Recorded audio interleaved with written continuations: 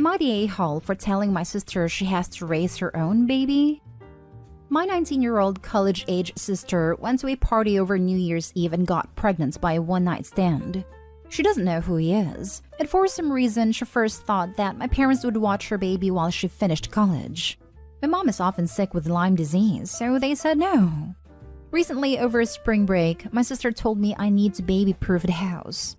She told me not ask because my wife works from home so she could watch her baby while she finishes college. I told her my wife and I chose to be child-free, and my wife often does have to travel for work last minute. It's not a little last-minute travel. It could be to San Francisco, Austin, Chicago, Toronto, or Los Angeles in hours' notice.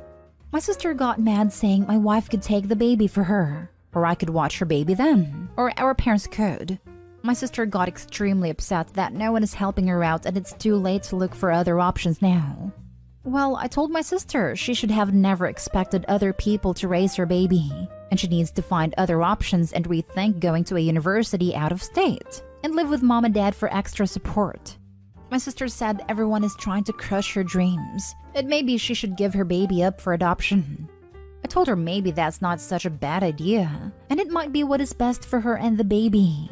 She now thinks I'm the worst brother in the world, but my wife and I decided to not have children, so we shouldn't be forced to raise my sister's baby. Now for the top comments. Not stay home. Your sister made a very adult decision to have a one-night stand and now has to live with the consequences. She either chooses to sacrifice for her baby or chooses to give the baby up. It doesn't sound like she's ready to be a mom, in my opinion. She also made a very non-adult decision to never use protection at any point, including the day after pill. Not stay home. It is her baby, so it is her responsibility. The thing about adopting the child out is an attempt at blackmailing you. Don't fall for it, even if she is serious about it. With a mom that irresponsible, the kid would be better off if she sucked it up and allowed a child to be adopted by someone with the time and resources to raise a baby. As for Opie, not a circus, not as monkeys. Not stay home. Your sister is 19 years old and had a fantasy in her head that having a baby would not change her life because everyone would help while she went out of state for school. Well, she's going to be a mother, and it's time for her to accept the reality that her fantasy of finishing school while her family cared for and raised her infant was just a fantasy. It's like she doesn't understand the consequences of having intercourse. Too many people are way too chill with it to the point unwanted children are thrown around all the time. Yeah, I get it. Be more positive about it, but that should come with the responsibilities. Next story. Am I the a-hole for calling my stepchildren my kids and upsetting my wife? I married my wife last year, after 4 years of dating, and we mixed our families. Her two boys, Dylan and Tyler, 16 and 11 now, and my girl Sam, 18 now. Our children accommodated to the idea of living together pretty well. Dylan and Ty's father and my wife got divorced when Tyler was born, and they agreed he would only have visitation rights. Around 2 or 3 years ago, Tyler called me dad while we were having dinner, and that night my wife asked me to correct her children when they call me dad, out of respect for their actual father. I found it weird, but I agreed to because in the end they're her children, although I never ended up doing it.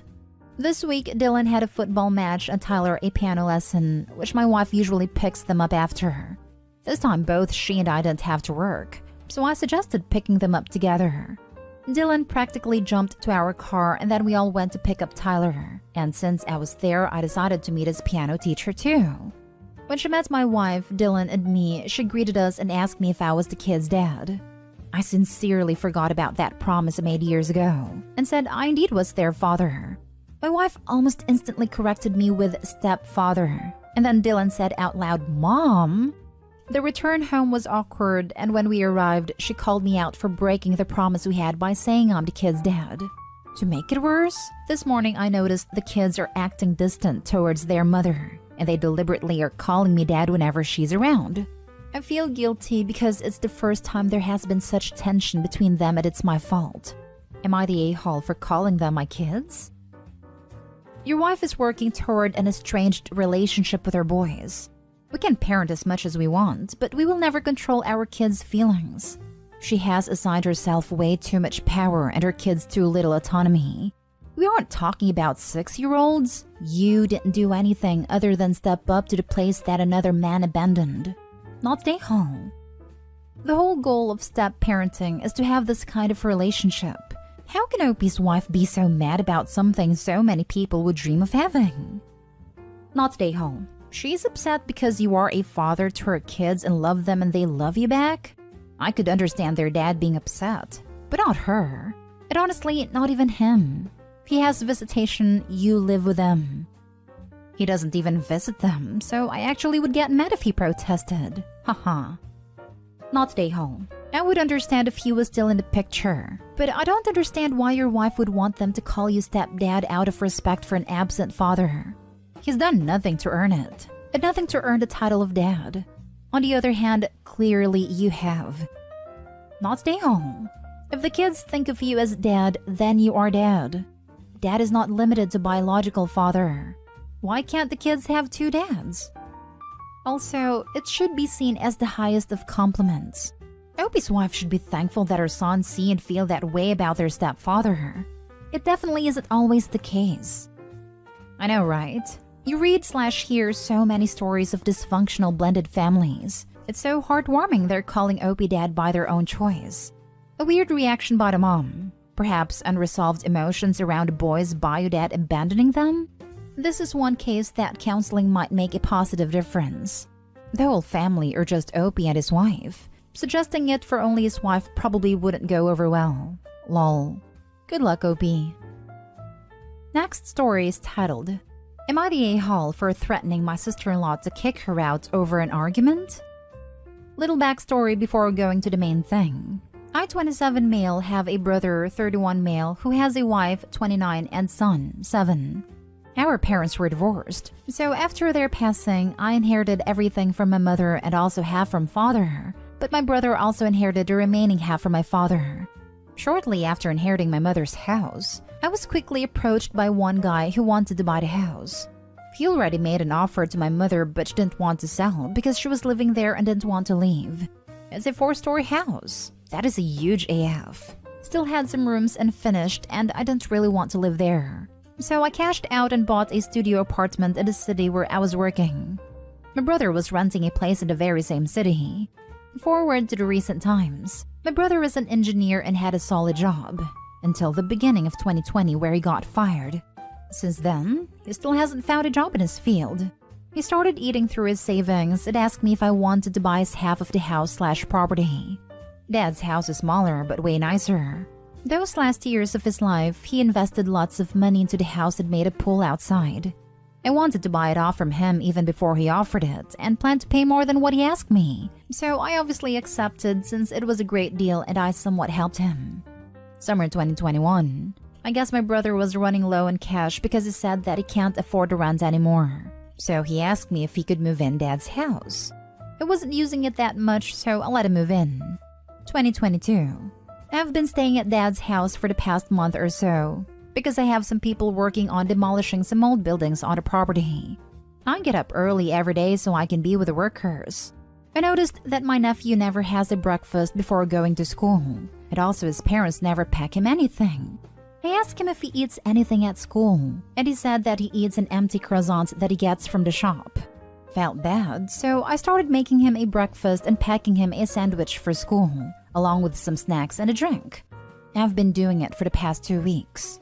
Yesterday, his mother saw him eating what I packed for him, and she said, "This explains why nephew wasn't hungry after school," and left the kitchen after giving me this weird look. After nephew left, she came back and lashed out at me, saying that he'll get fat, that I shouldn't give him junk food, that I made her bad in her son's eyes, and that I don't have her permission to do it. I told her that she's neglecting him, and that I will only stop it once she starts doing it. She then screamed at me, called me names, and told me to go back to my crap hole in my city. At this point, I was fuming, so I threatened her that I will kick them all out if she doesn't get her act together. Neighbor asked what was all this screaming about, and after I told him, he said that I'm not a parent and that I should stay out of it. Not stay home. You certainly should not stay out of it. I would speak to brother about it. A child should have 3 meals a day at least. Sister-in-law has probably only noticed because he is not starving by the evening meal. Speak to brother. If they don't change, call CPS. CPS will visit and educate them. If they still refuse, they will act in the best interest of the child. Opie mentions in later comments that the child is only in school until noon. So the croissant is just for breakfast and he and his brother were raised the same way, and that it is normal in their culture. Granted, one croissant isn't enough for the kid and he needs to eat lunch before mom is home at 2. But it's not like America where the school has a lunchtime. I never said that it was normal. Pretty sure I was the only one in class eating an empty bun. English is not my first language. I don't know the word for it, but it was something similar to a hot dog bun/croissant. I don't think that we were poor back then. Everyone was working, and at the time both grandparents were alive and working as well. So I guess my parents were cheap and didn't care. That must be where your brother gets the idea that this is okay. But you didn't overstep. You fed their child, and from the way it's worded, I don't think you even complained to them about the cost/time of it. They should have been thankful. Why is she neglecting her child? Does sister-in-law have a job? Do they pay rent? You have every right to kick them out, but I'm wondering who will hurt most. Sounds like your nephew will be worse off. Not stay home, but think about your next move carefully. She does. They don't pay rent, only bills. They're living rent-free in your house? What does your brother do all day? Because it's clearly not making his son breakfast for dinner. I wanted to write it, but I was over the character limit. My brother works in construction now as a laborer for his friend. He gets up around 5 a.m. But once he is back, he eats, takes a shower, and goes straight to bed. Last story is titled, Am I the a-hole for telling my sister that her husband should be ashamed of himself? My sister's husband is always the one to always lecture everyone around him about manners and proper behavior, but he never does those things himself. He is very pretentious, and while my sister knows it, she enables him. Our mother, who's a 62-year-old woman, is working 12-hour shifts every day and comes home tired every afternoon. She works 5 in the morning till 5 in the afternoon and only has 1 day off. My sister gave birth to her baby 2 months ago and she's on maternity leave right now. Her husband is also working a 9-to-5 job. My sister has had to go to the doctor's appointments many times in the past few days, and she would leave the kid to her husband. But after the first time, her husband complained that he can't deal with the baby alone, so she should take the kid to our mother. That happened for 4 times straight, and my mother has expressed to my sister how tired she is and that she also needs a break. My mother ends up saying yes every time because she adores her grandchild and is heartbroken that my sister's husband doesn't do his job as a father. But my mom is indeed very tired. My sister completely ignores our mom's exhaustion and keeps bringing the baby instead of dealing with her husband. The last time this happened was 2 days ago. My mom had just come back from work and she was sleeping. Right when she fell asleep, my sister calls her and tells her she's gonna drop the baby by our house because she's got another doctor's appointment. My mom started sobbing and saying how nobody thinks about her and her own exhaustion. I told my mom it's fine and that I'll care for the baby and she can sleep. For anyone wondering, I'm working a part-time job as a college student while I'm also studying for college, so it's not like I have plenty of free time to help out more. I decided to sacrifice my own time that day because I felt bad for my mom. Then my sister called me and thanked me, but I told her that I appreciate her being thankful, but at the same time this can't keep happening. I asked her why her husband couldn't keep the kid, and she said that he was tired from work and wanted to sleep, so he told her to take the baby to our mom. I told my sister that her husband should be ashamed of himself, and that he has a lot of nerve to pull the tired card when he is the parent, and doesn't respect the fact that our mom, who's a 62-year-old woman, is working 12 hours and can't even get half an hour of sleep because he refuses to be a parent. My sister got really mad at me and told me to never speak of her husband like that again. Am I the a-hole? Now for the top comments. Not an a-hole. Your sister is an a-hole and her husband is a mega worthless a-hole. You're not. Like, cry me a river that you're tired, dude. Tough luck. Your kid comes first. The fact that your sister has no problem with that is a big issue. All parents are tired. You can't just not be a parent anymore because you're tired. Get the heck over it. Rant over. This The sister has two options: leave the baby with her husband or take the baby to her appointment. For 8 years, my husband was gone for 12-hour days, and I had to take my kids with me to all my appointments. I think I asked my mom 3 times for help during those 8 years. She came once when I had to go to the urgent care. The other 2 times she said she couldn't, so I had to take them with me. I took a newborn with me to therapy. I took 3 kids with me to get steroid shots in the butt. I just didn't have a choice. So the sister can do one of those things, but she can't keep burdening her mom. Not stay home. Her husband is a jackass and somebody should talk to him that way. His mother apparently didn't raise him right. His mother is a whole other story. She wore black to their wedding because she was mourning that she was losing her son to my sister. She also expects my sister to be a full-time housewife but still maintain her job. Her son is her baby. How about he has his mom take care of the baby? See, he doesn't want to exhaust her. Yes, I know. Not stay home. Your sister got mad because she knows you're right. She's likely in denial that she just had a baby with someone who is showing little to no interest in actually parenting. And realizing that other people are noticing this as well makes it harder to maintain that denial.